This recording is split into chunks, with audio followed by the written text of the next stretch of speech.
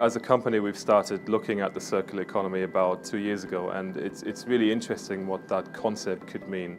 As an industry, we really face quite a few challenges. The construction industry produces a lot of waste, and we need to rethink what that means really for the sustainability and the future of our industry. And thinking about waste and materials in a different way and finding circular ways to use things like steel, wood and other construction materials, I think is really, really critical.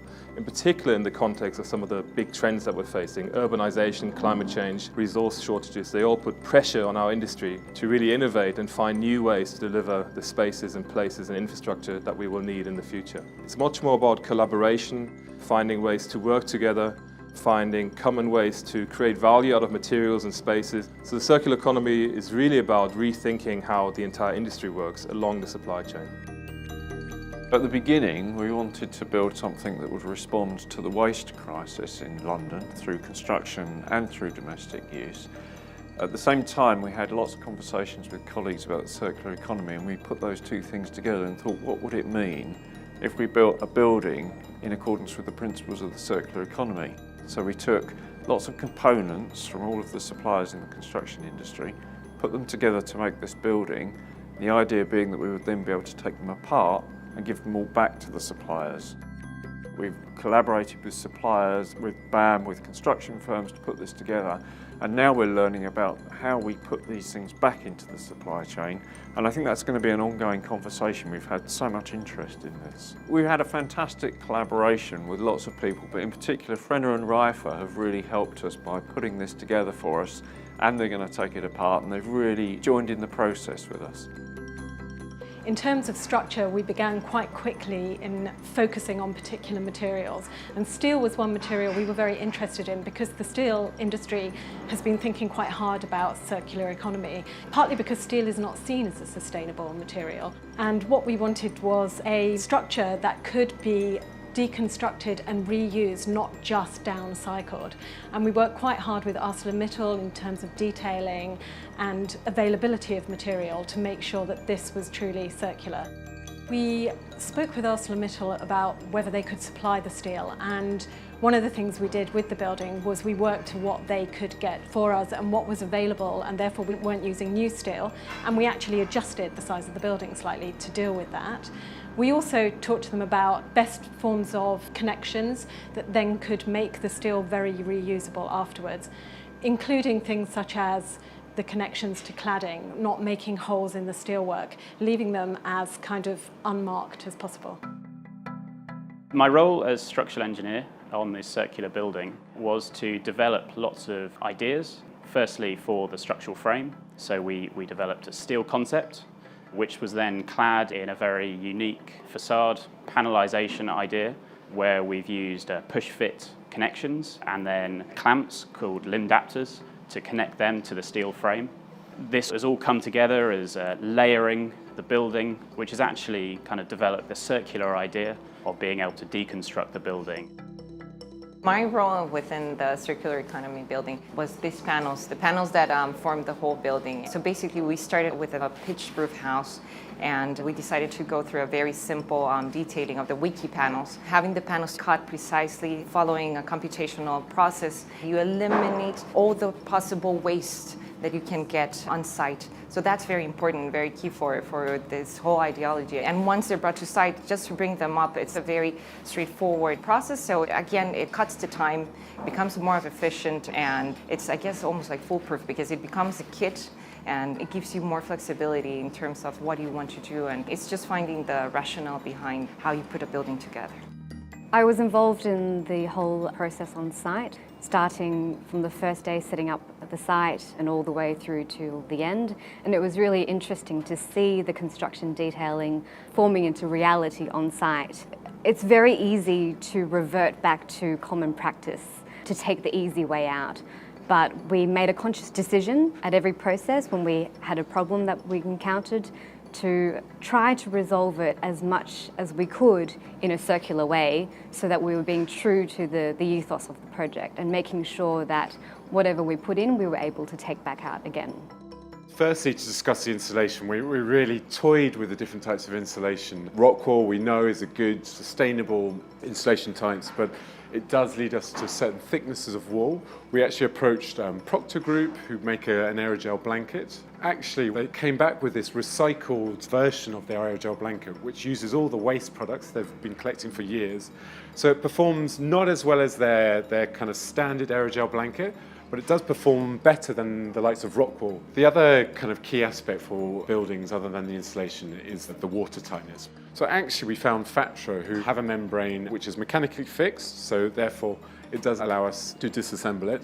The other thing which is really interesting about it is that they have their own recycling plant, so they can take old membrane and they can turn it back into new membrane.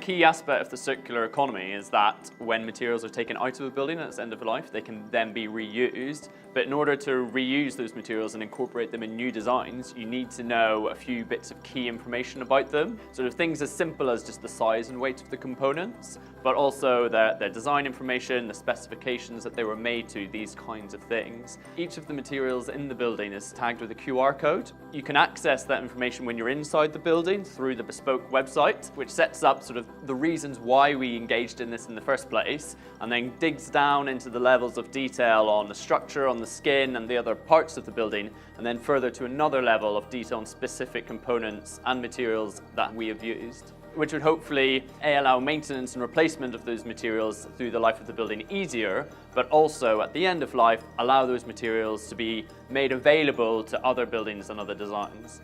Designing systems for the circular building was quite challenging because especially services, they come in lots of components.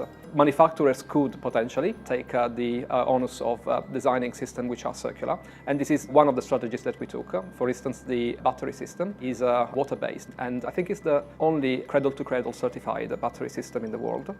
We wanted to have energy storage in the building because it ties with the idea of decentralized energy storage that can actually smoothen out the peaks in the electricity network. There are other strategies that we took on board in the prototype to add more circularity, and usually when we kind of hit a barrier, we try to be creative about it. So with the lighting, for instance, the fixings are all magnetic so that lighting can be easily removed. It can have also onboard electronics to provide controls, so minimizing actually the amount of little boxes that you have to distribute in order to achieve a more granular control. My responsibility for the prototype was to design the ventilation system. For this prototype, we have designed and built a 3D printed and laser cut mechanical ventilation system with heat recovery. This unit provides fresh air to the indoor space, allowing for a better environment while reducing the energy consumption.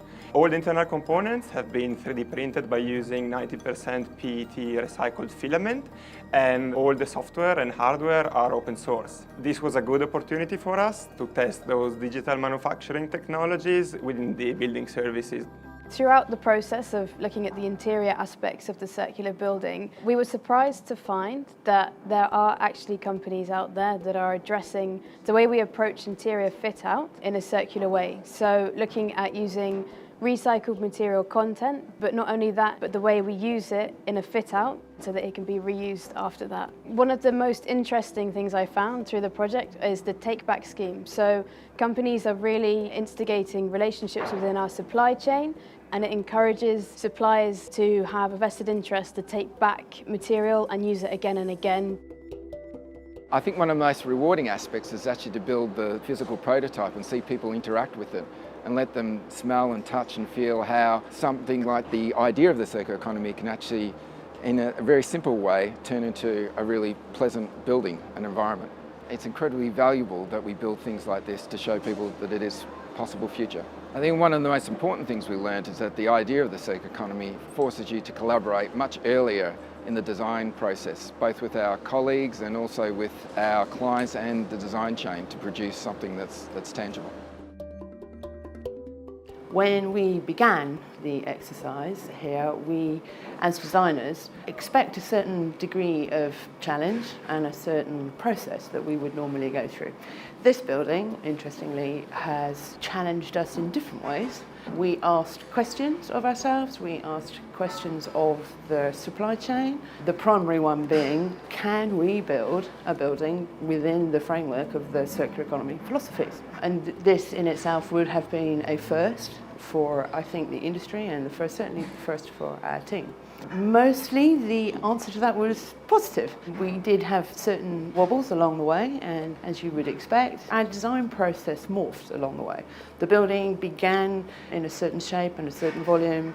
As we learnt more about what was available to us and what the market could do for us, we needed to adapt and flex. And this, for us, created certain challenges in a very non-linear process. The primary difference being that we needed to be more mentally agile. We needed to say to ourselves, well, we can't actually find a circular product, so we needed to go out and search and explore, and that in itself then changed what we then believed to be standard detailing that we were going to utilise.